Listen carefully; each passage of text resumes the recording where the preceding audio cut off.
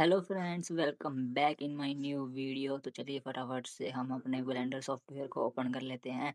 और वीडियो शुरू करने से पहले मैं आप लोगों को बता देता हूँ कि वीडियो के अंदर जितने भी शॉर्टकट्स का मैं यूज़ करता हूँ और जितने भी इम्पोर्टेंट फाइल्स के बारे में आप लोगों को बताता हूँ, वो सारी की सारी फाइल्स और पीडीएफ्स आप लोगों को मेरे टेलीग्राम ग्रुप के अंदर मिल जाएंगे। डिस्क्रिप्शन के अंदर टेलीग्राम ग्रुप का लिंक दे रखा है, आप लोग चेक कर सकते हो। तो चलिए वीडियो को जल्दी से शुरू करते हैं। सबसे पहले मैंने आप लोगों को जो पिछली वीडियो के अंदर सिखाया था उसको फटाफट से रिवाइज कर लेते हैं। एलएमबी से क्यूब को सिलेक्ट करेंगे, जी के बाद एक्स प्रेस करेंगे सिर्फ एक्स एक्सिस में मूव करने के लिए। और अगर आप किए गए एक्शन से संतुष्ट नहीं हो तो एलएमबी को छोड़ने से पहले ही आरएमबी प्रेस करेंगे ताकि किया गया मूवमेंट कैंसिल हो जाए। याद रखना, एलएमबी से आप किसी भी मूवमेंट को कंफर्म कर सकते हो और आरएमबी से आप किसी भी मूवमेंट को कैंसिल कर सकते हो। अब एस प्रेस करने के बाद वाई प्रेस करेंगे और सिर्फ वाई एक्सिस के अंदर स्केल करेंगे। सेम ट्रिक आप रोटेशन के लिए भी यूज कर सकते हो। आर प्रेस करने के बाद जेड प्रेस करेंगे ताकि सिर्फ जेड एक्सिस के अंदर ही रोटेट कर सकें। उम्मीद है आप लोगों को सब कुछ अच्छे से समझ आ गया होगा। अब मैं आप लोगों को गिज़मोज़ के बारे में बता देता हूँ। ये जो आप लोगों को लेफ्ट साइड में 4 ऑप्शंस दिखाई दे रहे हैं, इनको गिज़मोज़ ऑप्शंस बोला जाता है। इनसे हम लोग बिना कीबोर्ड में शॉर्टकट्स दबाए सिर्फ़ और सिर्फ़ माउस का यूज़ करके किसी भी ऑब्जेक्ट को मूव, स्केल और रोटेट कर सकते हैं। जैसे कि एलएमबी से ऑब्जेक्ट को सिलेक्ट किया, उसके बाद पहला ऑप्शन जो कि मूव के लिए यूज होता है उसको प्रेस किया। फिर अगर मान लो आप लोगों को अगर सिर्फ जेड एक्सिस के अंदर मूव करना है तो ब्लू एरो को प्रेस करके रखेंगे और अपने माउस को मूव करेंगे। सेम काम आप सभी एक्सिस के लिए कर सकते हो। वाई के लिए ग्रीन और एक्स के लिए रेड एरो को प्रेस करके रखेंगे और अपने माउस को मूव करेंगे। गिज़मोज़ के अंदर भी आप सेम ट्रिक्स का यूज कर सकते हो। एलएमबी से एक्शन को कंफर्म कर सकते हो और आरएमबी से किया गया मूवमेंट, किया गया एक्शन कैंसिल कर सकते हो। यहाँ पे जो सेकंड ऑप्शन है वो रोटेशन के लिए यूज होता है। जिस एक्सिस में आप रोटेट करना चाहते हो उस एक्सिस के कलर की कर्व को प्रेस करके रखना है और अपने माउस को गोल गोल एक इमेजिनरी सर्कल में मूव करना है। थर्ड ऑप्शन जो है वो स्केल के लिए यूज होता है। इसमें भी आप लोगों को सेम प्रोसेस रिपीट करना है। सिमिलरली इसके अंदर भी आप एलएमबी से कंफर्म कर सकते हो और आरएमबी से अपने मूवमेंट को, अपने एक्शन को कैंसिल कर सकते हो। यहाँ तक कि सेम काम आप लोग कैमरे और लाइट के लिए भी कर सकते हो। और याद रखना दोस्तों, यहाँ पे एलएमबी का मतलब लेफ्ट माउस बटन है और आरएमबी का मतलब राइट माउस बटन है। मैं शॉर्ट फॉर्म्स यूज कर रहा हूँ तो आप लोग प्लीज बिल्कुल भी कंफ्यूज मत होना। अब मूवमेंट, स्केल और रोटेशन तो हो गया, लेकिन ये अतरंगी लाइंस और अतरंगी कर्व्स जो है ये कैसे हटेंगी? इसके लिए आप लोगों को सिंपली राइट टॉप कॉर्नर में जो ऑप्शंस दिखाई दे रहे हैं यही गिज़मोज या फिर ओवरलेज को इनेबल या डिसेबल करने के लिए यूज किए जाते हैं। अगर इन दोनों ऑप्शंस को आप ऑफ कर देते हो तो आप अपने ऑब्जेक्ट को, आप अपने मॉडल को इंडिविजुअली एकदम क्लियरली देख सकते हो।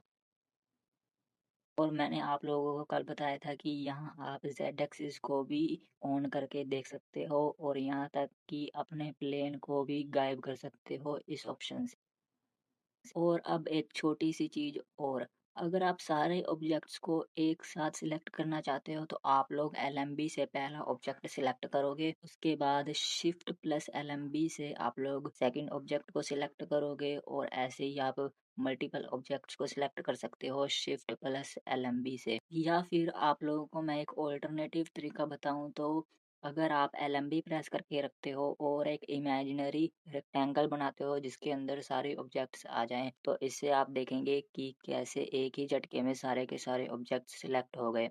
डिलीट बटन से या फिर एक्स बटन से आप लोग इन सभी ऑब्जेक्ट्स को एक साथ डिलीट कर सकते हो। अगर आपको कोई ऑप्शन देख के नहीं पता लग रहा कि ये कौन सा ऑप्शन था, ये किस चीज के लिए यूज होता है, आप लोगों को अगर ये याद नहीं रहता तो आप अपने माउस कर्सर को सिंपली उस ऑप्शन के ऊपर ले जाओ और आप उसका नाम स्क्रीन पे देख पाओगे। और जो आपको एक्सरे वाला ऑप्शन यहाँ पे दिखाई दे रहा है इसके बारे में अगर मैं आप लोगों को बताऊं तो इसको आप इस एग्जांपल से समझ सकते हो कि अगर मैं यहाँ पे ऐड में जाकर मैश में जाकर एक मंकी को ऐड करता हूँ और आरएमबी प्रेस करके इसको शेड स्मूथ कर दूं, फिर उसके बाद एक क्यूब को यहाँ पे ऐड करूँ और इसको इतना बड़ा कर दूं कि आपको अंदर वाला मंकी दिखे ही ना, तो किसी दूसरे बंदे को ये कैसे पता चलेगा कि यहाँ पे कितनी ऑब्जेक्ट्स रखी हुई है। अगर आप एक्सरे मोड को ऑन कर देते हो तो 3D स्पेस में रखी हुई सारी की सारी ऑब्जेक्ट्स आपको बड़े ही क्लियरली दिखाई देंगी।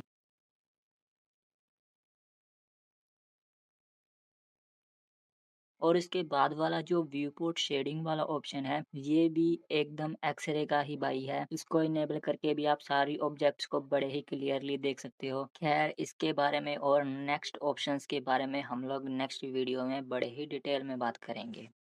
अब मैं आप लोगों को बताता हूँ कि पर्सपेक्टिव और ऑर्थोग्राफिक व्यू में क्या डिफरेंस है। पर्सपेक्टिव व्यू का मतलब होता है 3D व्यू, जिसके अंदर हम लोग बाय डिफॉल्ट काम कर रहे हैं, जो कि यहाँ लिखा भी हुआ है, आप लोग अच्छे से देख सकते हो। अगर हम अपने कीबोर्ड में नंपैड 5 क्लिक करते हैं तो इससे हम पर्सपेक्टिव से ऑर्थोग्राफिक व्यू में चले जाएंगे। आप लोग देख सकते हो कि ऑर्थोग्राफिक व्यू में आते ही कैसे चीजें आप लोगों को 2D जैसी दिखाई देने लगी हैं। फिर से अगर आप नंपैड 5 क्लिक करते हो तो आप लोग वापस पर्सपेक्टिव व्यू के अंदर चले जाओगे। अब आप सोचोगे कि ऑर्थोग्राफिक व्यू का क्या काम है। देखो मेरे दोस्त, किसी भी ऑब्जेक्ट को अगर हम किसी एक डायरेक्शन से देखना चाहते हैं तो हमको ऑर्थोग्राफिक व्यू की काफी ज्यादा जरूरत पड़ती है। अगर हम अपने कीबोर्ड में नंपैड 1 क्लिक करते हैं तो इससे हम किसी भी ऑब्जेक्ट को फ्रंट ऑर्थोग्राफिक व्यू में देख सकते हैं। नंपैड 3 से हम लोग किसी भी ऑब्जेक्ट को राइट ऑर्थोग्राफिक व्यू में देख सकते हैं।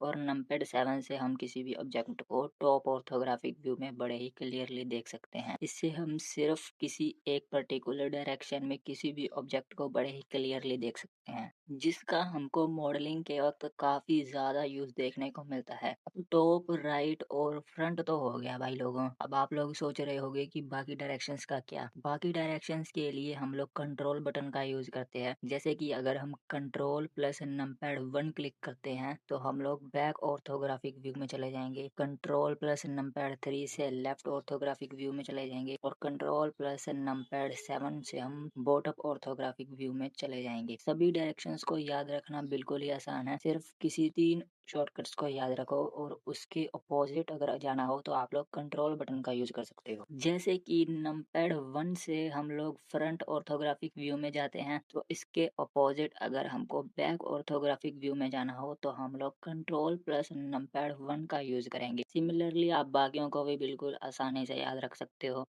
तो गाइज, ये थी आज की बेसिक्स ऑफ ब्लेंडर के ऊपर सेकंड वीडियो। वीडियो इन्फॉर्मेटिव लगी हो तो वीडियो को लाइक और चैनल को सब्सक्राइब जरूर से कर देना। मिलते हैं नेक्स्ट इन्फॉर्मेटिव वीडियो के अंदर।